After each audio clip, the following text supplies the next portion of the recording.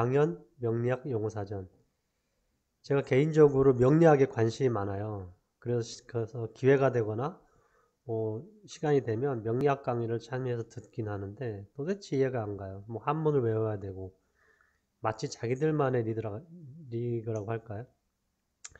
근데 최근에 그 좌파 명리학이라고 강연 교수가 작년에 강의한 내용들을 처음부터까지 쭉 한번 들어봤는데 지금까지 들어온 명리학 중에 가장 쉽습니다.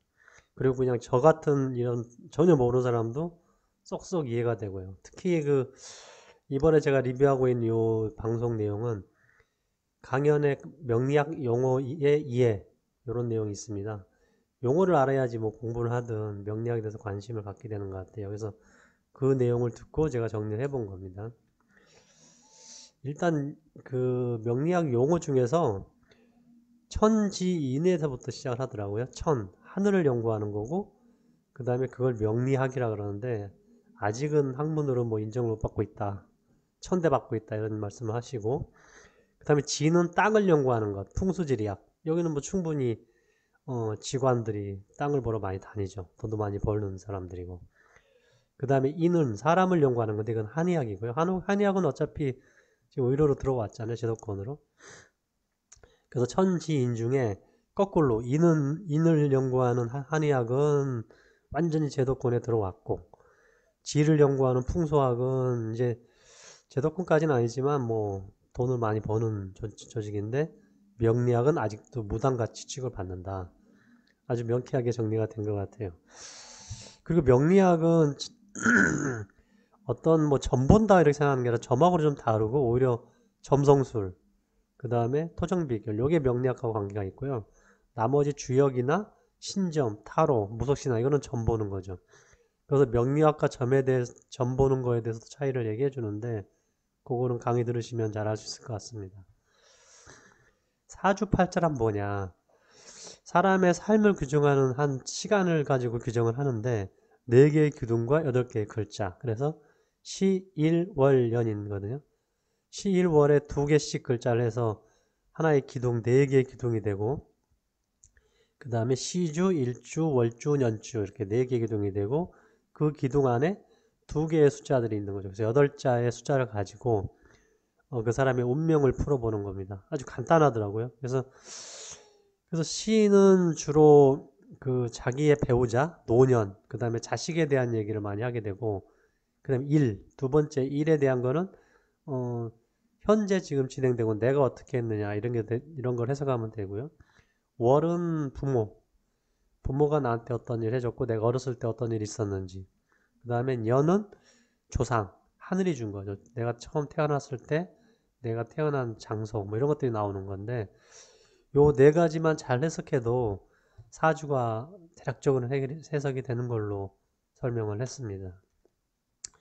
그 다음에 이제 음양요행이라는 게 있는데 저는 음양요행이 상당히 어려운 말로 생각을 했는데 간단하더라고요. 음양오행도 음양 일월이죠. 그래서 태극이라는 건데 양쪽이 음과 양으로 구성이 되어 있고 이게 이제 태극 모양이 변하잖아요. 그래서 계속 변한다는 우주의 원리를 표현하고 있고 그 다음에 화, 수, 목, 금, 토 5개는 사람의 행동입니다. 행동.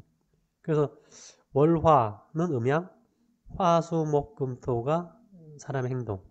그래서 이 가지고 어떤 그 사람의 어떤 상호작용 원리로 이제 삶을 이렇게 생과 극을 설명하는데 생이라는 거는 서로 도움이 되는 거죠. 예를 들면 나무의 생은 물이죠.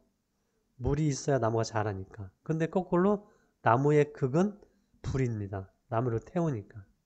그래서 생극을 가지고 두 사람의 어떤 사주가 맞는지 아니면은 어떤 사람과 일을 해야 되는지 어떤 일을 해야 되는지를 뭐 저기 해석을 하게 되고 거기에는 오히려 이제 건강 장기까지도 요 5가지 오행을 가지고 이제 해석이 다 가능하다고 합니다. 그래서 이제 명리학과 주석의 차이를 크게 보면 명리학은 생년을 가지고 그 사람의 자세, 삶의 자세, 태도, 그 다음에 어떤 방향을 제시하는 게 명리학이고 주역, 이 점은 어떤 주체의 주관적인 해석입니다. 그리고 그 시점, 사람이 아니라 그 시점, 그 시기에 뭘 해야 되느냐. 그 다음에 타인이 해석해 주는 거고, 양자택일하게 되는. 그래서 어떻게 보면 점은 그 주관적인 해석이고요. 명리학은 어떤 방향을 제시하는 객관성을 갖고 있다는 거죠. 그래서 명리학을 공부하는 이유는 스스로 자기의 미래를, 자기의 어떤 삶의 태어남, 이런 것들을 좀 해석하고, 미래를 준비해서 스스로 어떤 변화를 가져올 수 있는 그런 학문입니다. 라고 설명을 했습니다. 그래서 명리학과 주석의 차이를 아까 설명해 드렸지만, 명리학을 공부하는 이유가 꼭 그 명리학을 가지고 어떤 뭐 점을 보거나 어떤 돈벌이가 아니고, 자기 개인의 성향을 좀 파악해서 자기의 소명을 좀 알기 위한 거고요. 만약에 그 기질과 소명을 안다면 어떤 시점에서 내가 어떤 일을 해야 되는지 최선의 판단할 수 있도록 도와주는, 그게 바로 명리학입니다. 명리학 용어에 대한 강의를 제가 리뷰를 해봤는데, 강은 교수의 이 명리학 강의는 처음부터까지 한번 쭉 그 정주행하면은 진짜 명리학 모르시는 분도 쉽게 이해할 수 있을 것으로 제가 추천하는 강의입니다. 그럼 다음 시간에 또 다른 강의로 만나 뵙겠습니다.